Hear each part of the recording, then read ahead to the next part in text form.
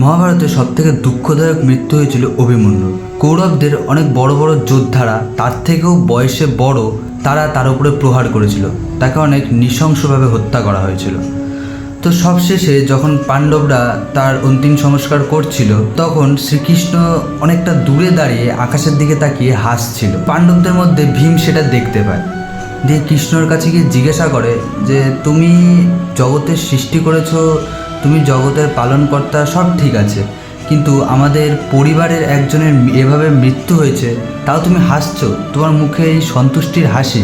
তখন শ্রীকৃষ্ণ বলে যে তোমার দিক থেকে দেখতে গেলে এটা অবশ্যই কষ্টকর, কিন্তু যদি তুমি আমার দিক থেকে, আমার চোখ থেকে এটাকে দেখো, তাহলে আমি 200 জন্ম অর্থাৎ পরবর্তী 200 জন্মের যত দুঃখ কষ্ট যন্ত্রণা রয়েছে, সেটা আমি ওকে এই 1 ঘন্টার যুদ্ধেই আমি দিয়ে দিলাম। So moral of the story এটাই যে এখন যদি তোমার জীবনে দুঃখ কষ্ট থাকে, এর জন্য তুমি ভগবানকে ব্লেম করো না। হয়তো তোমাকে এখন তিনি কষ্টের মধ্যে রাখছেন যাতে পরে তুমি সেই কষ্টটা না পাও। তো তার সিদ্ধান্তের ওপরে, তার প্ল্যানিংয়ের ওপরে জাজ করো না, শেষটা অবশ্যই ভালো হবে।